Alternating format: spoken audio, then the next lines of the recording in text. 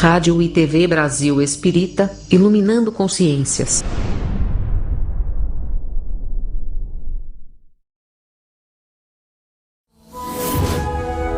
A rádio e a TV Brasil Espírita apresentam Caminhos de Autoiluminação.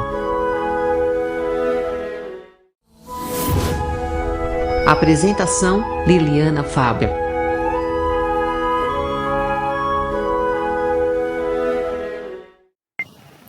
A borboleta no casulo. Um dia uma pequena abertura apareceu em um casulo.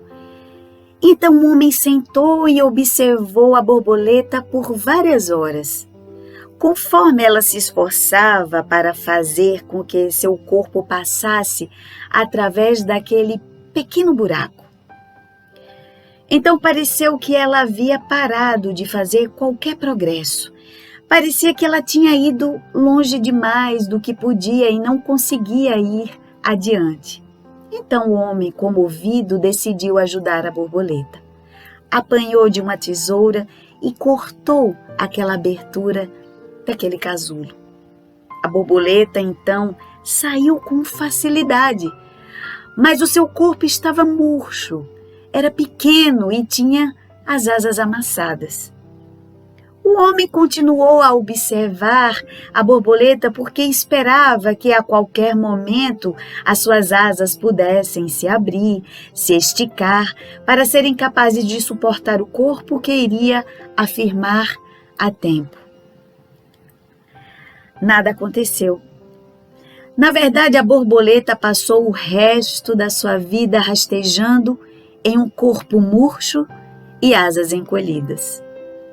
Ela nunca foi capaz de voar. O que o homem, em sua gentileza e força de vontade de ajudar, não compreendera era que o casulo apertado e o esforço necessário para que a borboleta pudesse passar através daquela pequena abertura era um modo com que a natureza fazia para fazer com que o fluido do corpo da borboleta fosse para suas asas, de modo que ela estaria pronta para voar, uma vez que estivesse livre do casulo. Era o esforço que fazia com que as suas asas se tornassem fortalecidas e o seu corpo então se tornasse mais robusto, para no tempo certo alçar os voos na descoberta de toda a sua plenitude de vida que havia adiante. Algumas vezes o esforço é justamente o que precisamos em nossa vida. Se passássemos essa vida sem qualquer obstáculo, sem qualquer dificuldade, nós não iríamos ser tão fortes. Não haveríamos de ter a oportunidade de exercitar as qualidades que dormitam em nós.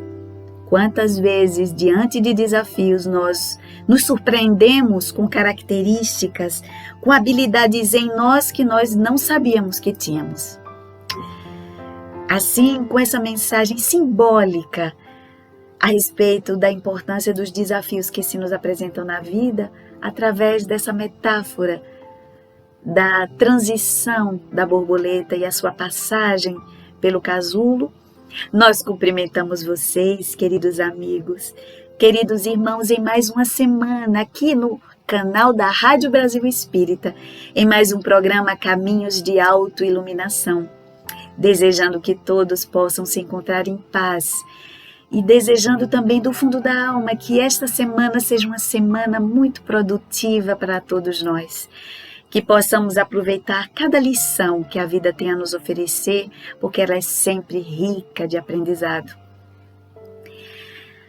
Agradecendo essa companhia amorosa e amiga de sempre, dizendo que hoje estaremos tratando a respeito de um tema que nós, de algum modo, já falamos em programas anteriores, mas nunca é demais falar, porque todos nós estamos atravessando experiências desafiadoras. E dentro desse contexto, onde o mundo se viu de ponta cabeça, onde todos os valores, todas as crenças foram abaladas diante de circunstâncias que nos roubaram a paz, a serenidade, a segurança, muitos de nós fomos visitados pela experiência aterrorizante da angústia e do medo. Por isso, nesta semana, nós estaremos trazendo uma reflexão à luz da doutrina e também a partir das reflexões profundas trazidas pela veneranda Joana de Ângeles num capítulo contido num livro que nós trouxemos semana passada, que fala sobre libertação pelo amor. Nesse capítulo especificamente, Joana de Ângeles vai nos falar sobre o martírio do medo. Devemos entender que o medo é uma reação natural em nós, é um instinto primário em nós, e que ele, nós já dissemos em momentos anteriores, ele é importante para nos salvaguardar a vida. Não fosse o medo, a humanidade já se teria extinto há muito tempo atrás. Então o medo nos freia, nos faz sermos prudentes, nos faz sermos cautelosos diante de algumas circunstâncias. Então o medo sim é necessário em nossas vidas. A presença do medo, em até certo grau, ela é oportuna, ela é bendita. Mas nesse contexto, há experiências em que o medo pode nos aprisionar, obstacularizar o nosso progresso, o nosso adiantamento moral, a nossa própria felicidade. Então, nesse sentido, nós deveremos pensar e refletir a que ponto, em que nível encontram-se os nossos medos. Nesse sentido, Joana de Ângeles inicia esse capítulo chamado Martírio do Medo da seguinte forma: a vida moderna, com todas as suas complexidades, pode também ser considerada como portadora do martírio do medo. O ser humano, embora aquinhoado pelos valiosos contributos da ciência e da tecnologia, conquistando cada vez mais espaço e penetrando mais fundo no milagre das micropartículas, ao invés de apresentar um coeficiente superior de harmonia e de felicidade, padecem conjunturas impalpáveis no mundo íntimo, que se expressam ou se escamoteiam em formas de medo. Olha só, tanta conquista tecnológica, tantas conquistas da ciência, tanta diversidade na forma de contemplarmos o sagrado, caracterizado pelas diversas e centenas de milhares de religiões. Ainda assim, nós podemos dizer que somos atravessados por uma era do medo, que poderia ser o contrário, porque estaríamos então munidos de ferramentas que nos dariam e nos facultariam o sentimento de segurança. Vive-se na terra a ditadura do medo, diz Joana, não somente das barbáries do terrorismo internacional, das guerras monstruosas, das epidemias destruidoras, dos desastres naturais ou de veículos motorizados, mas também, principalmente, daquele que se deriva de inúmeros conflitos que não têm sido detectados nem resolvidos com segurança. O medo, no entanto, é um fenômeno normal da vida. Quando se está diante do desconhecido ou na expectativa de algum resultado como fruto da insegurança emocional, porque não ama conforme deveria, o indivíduo opta pela fuga através do medo aos enfrentamentos que lhe podem oferecer equilíbrio e paz. Aturdido por conflitos psicológicos, permite-se o medo como atitude preventiva a dissabores ou incompreensões, aquartelando-se nas suas sombras sem viver em plenitude, evitando as experiências que podem contribuir em favor da sua autorrealização. Por consequência, foge de todos, mesmo quando loquaz e paurador, aparentemente extrovertido, embora sofrendo a constrição perturbadora da ausência de autoestima e de autovalorização. Então, Joana vai dizer, por exemplo, que a partir das experiências que trazem à guisa os conflitos psicológicos, muitas pessoas se utilizam do medo como atitude preventiva a situações ou experiências que são desafiadores E apesar de serem desagradáveis, elas são importantes. Mas ainda assim, a criatura foge dessas experiências e, por conseguinte, impede-se a si mesmo da oportunidade do crescimento. Esses comportamentos, vem dizer Joana, no fundo, trazem esse conflito, essa constrição perturbadora que fala a respeito de abalos na autoestima e da autovalorização. O medo inibe as mais belas florações da amizade e dos ideais superiores da vida que dão sentido e significado à existência do ser. Tem-se medo de amar, acreditando-se na possibilidade da traição ou do abandono, de interesses escusos ou de apenas necessidades de companhia, elegendo-se a solidão ou o acompanhamento de pessoas descartáveis, com as quais não se firmam laços de real afeição. Quantas pessoas, por medo de sofrerem desilusões, de serem abandonadas, de lidarem com a experiência do abandono, furtam-se da fantástica trajetória do encontro, permanecendo-se presas à solidão ou a relacionamentos rasos, que mantêm sobre a falsa percepção de controle para que, não mergulhando fundo, não possam, assim por conseguinte, perderem esse controle e poderem sofrer a experiência da dor, da ruptura, do abandono. Nesse sentido, não se permitem viverem afeições verdadeiras e profundas. Ainda em relação a isso, em análise profunda, as raízes desse medo desprezível encontram-se na conceituação da morte como aniquilamento da vida ou nas conotações teológicas a respeito do sono que perduram até o momento do juízo final, quando haveria a seleção definitiva dos espíritos. Decorre disso o pavor da morte, que se amplia em outras formas de receio, dominando multidões atemorizadas e infelizes. Às vezes, esses conceitos a respeito da finitude, da morte em si, geram nessas criaturas verdadeiros clichês mentais, que representam essas configurações de medo que paralisam, que estagnam, que freiam a evolução da criatura.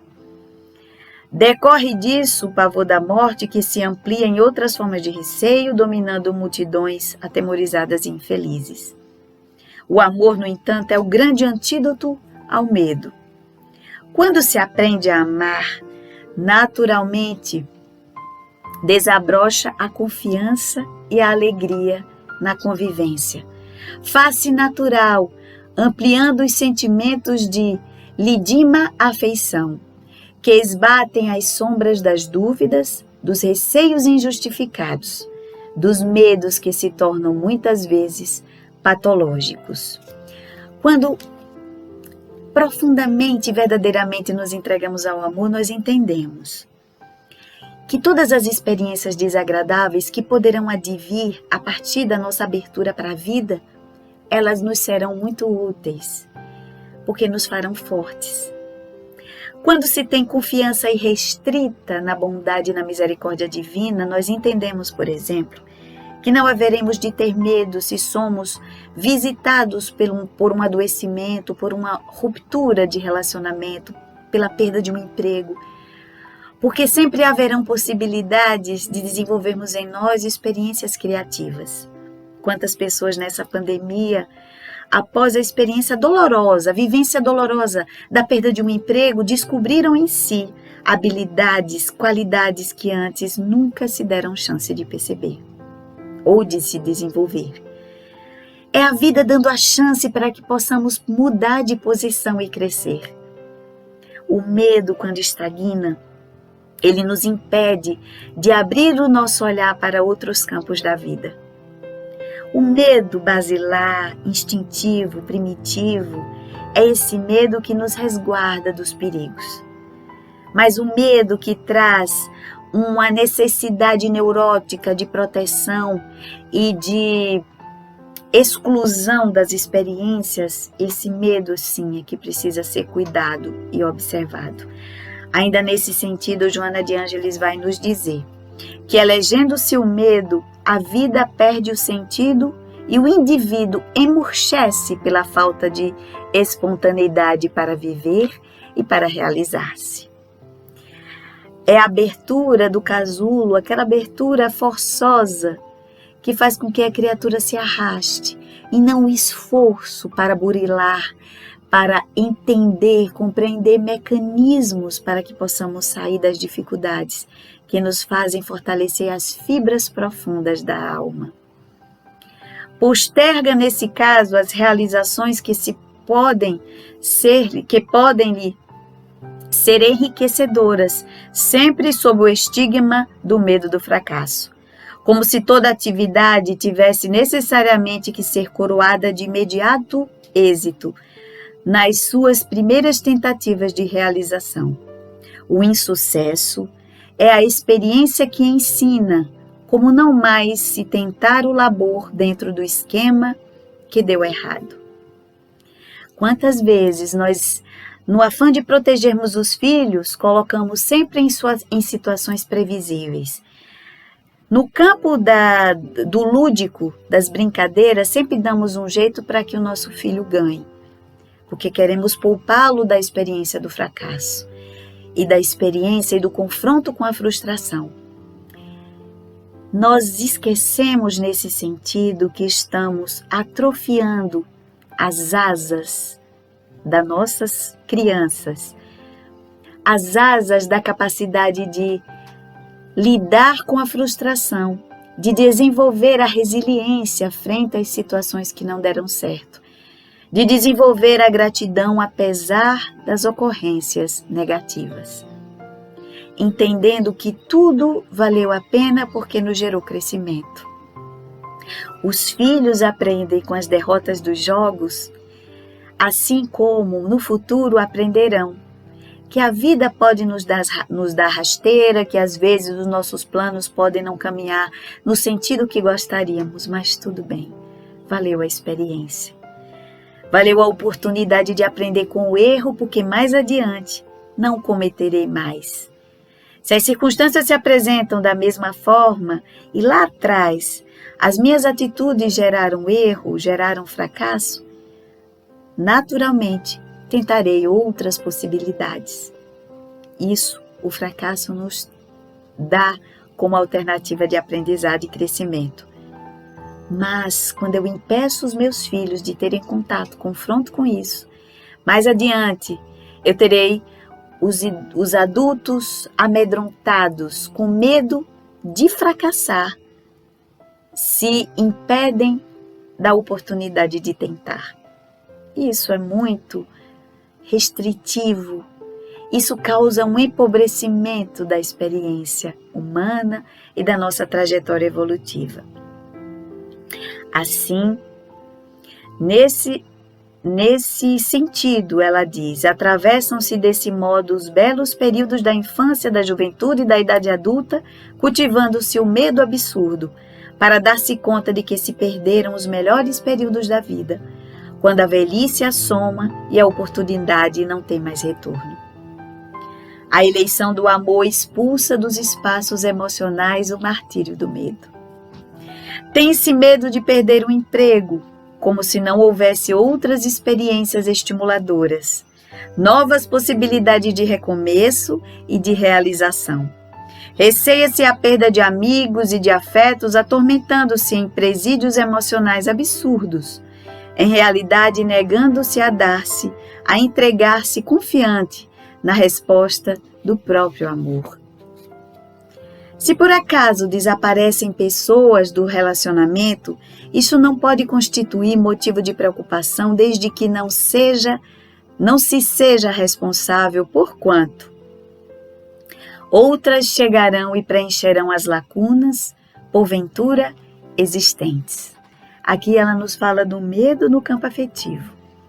Teme Teme-se a instalação de doenças no organismo, olvidando-se que a saúde é o estado natural da vida humana e que esses acidentes de percurso no corpo físico são perfeitamente reparáveis. Mesmo quando se apresentam irreversíveis e fatais, pode-se viver plenamente cada momento, já que tudo na Terra é de duração efêmera. O que importa não é o número de anos que se pode desfrutar no corpo, mas a qualidade das experiências e emoções que se vivem durante o período em que se está nele hospedado. Olha que profundidade com que Joana de Ângeles nos obriga e nos convida a olhar a experiência e a trajetória da vida. Porque podemos sim ser visitados pela experiência da doença, porque somos dotados de um corpo biológico que sofre as injunções do tempo, que sofre as suas degenerescências celulares. Se há experiências de adoecimento que constam na nossa programação, é porque existe um propósito e um sentido. Nas eventuais ocorrências que se nos apresentam, devemos ter a confiança na ciência, que é o pleno exercício do progresso da criatura humana, do uso fruto da inteligência humana sobre a luz da divindade. Então, que tenhamos essa confiança irrestrita em Deus, de que todo fenômeno, que todo processo tem um sentido, tem uma razão. Sob outro aspecto, a morte constitui uma verdadeira bênção, por facultar a libertação de um sofrimento macerador, por ampliar os horizontes da imortalidade, por proporcionar recordações inovitáveis, e pelo fato de ensejar futuros reencontros, aureolados de paz e de perenidade. Aqui Joana fala sobre essa outra faceta a respeito da morte. Se ela visita aqueles que amamos ou a nós, se ela assinala de alguma forma a sua proximidade, devemos ter a confiança irrestrita no Pai, de que é uma experiência de transição para uma outra dimensão, para um outro padrão vibratório, onde lá poderemos reencontrar amores que deixamos, familiares que nos aguardam de braços abertos, com imensa amorosidade, dando-nos sim a oportunidade de dar continuidade às nossas experiências de aprendizado. Em face desse comportamento, tem-se medo da vida e de novos cometimentos de realizações dante não tentadas. A imaginação atormentada é responsável por essa visão distorcida em torno da realidade, que deve ser irrigada de novas experiências, de novas ideias e de esperanças estimuladoras. O ser encontra-se no processo da evolução para ser feliz. As heranças negativas que se expressam como medo, que é um gravame da atual existência ou consequência de culpa de outras experiências transatas, de outras experiências do passado, devem ser enfrentadas com valor moral, alterando a estrutura da sua apresentação. O medo está mais na mente do que na realidade. Quanto mais é cultivado, mais terrível se afigura, ameaçando a delicada estrutura emocional do indivíduo, que passa a sofrer distúrbios de funcionamento. E aí, concluindo, ela nos aconselha: quando o medo assenhorar-se-te na mente e no sentimento, reflexiona que estás no mundo físico para triunfar e somente conseguirás esse objetivo se arrostares as consequências das lutas. Aquele que teme os combates já perdeu uma grande parcela de vitória na batalha que um dia será travada, por mais que se queira evitar. Diante dos desafios que a vida te propõe, dos receios que intimidam-te de dares o passo decisivo, ora e age, certo de que nunca estarás a sós na execução de qualquer programa de dignificação humana. Por fim, se a situação apresentar-se perversa e sem saída libertadora, considera com alegria qual o mal que te pode acontecer, se somente ele atingirá o corpo frágil, ensejando que o espírito imortal avance totalmente livre na direção da grande luz. E não temas nunca. Não temas nunca é o convite do alto para que possamos confiar nessa pedagogia divina que traça para nós experiências oportunas de aprendizado. Vamos refletir e analisar qual o teor, qual o sentido, a tonalidade, a profundidade desses nossos medos, para que ele não nos roubem a paz nem as oportunidades de crescimento que para nós é tão caro. Porque todos nós que nos encontramos aqui na Terra temos o privilégio de estarmos matriculados nessa imensa e generosa escola, que nos faculta aprendizados oportunos. Não deixemos que o medo nos roube, apequene essa grandiosa experiência. Medos comuns, todos nós haveremos de ter, porque faz parte da nossa estrutura, da nossa natureza. Mas devemos ter cuidado com o martírio do medo, o medo desproporcional, o medo que traz como pano de fundo as nossas neuroses, os comportamentos egocêntricos, egoístas, para que possamos sim nos livrarmos dessas correntes que nos aprisionam, esses medos que nos aprisionam, para que assim como a borboleta, que vence o temor do mundo lá fora e rompe, rasga esse pequeno orifício do casulo, que é a experiência que para nós parece tão desafiadora, tão angustiante.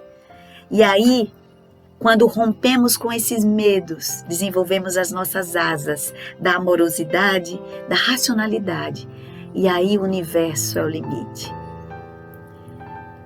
Assim, com essas reflexões a respeito do medo, desejo que todos possam ter aprendido um pouco. Inclusive nós também aprendemos muito e sempre, a partir de cada reflexão, a partir de cada leitura, de cada compartilhamento.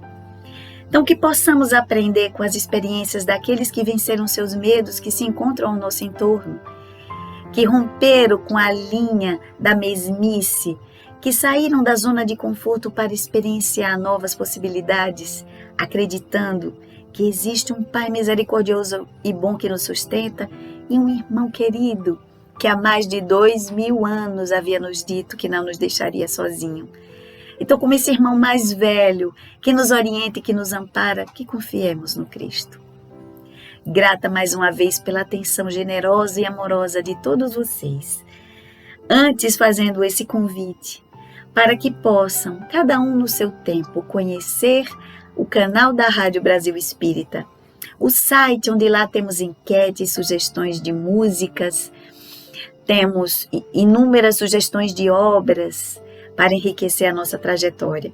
E aqui os diferentes programas que nos trazem reflexões de temas interessantes que perpassam sobre toda a trajetória das nossas vidas, situações essas que podemos estar sendo visitados e que desejávamos de alguma forma ter alguma orientação.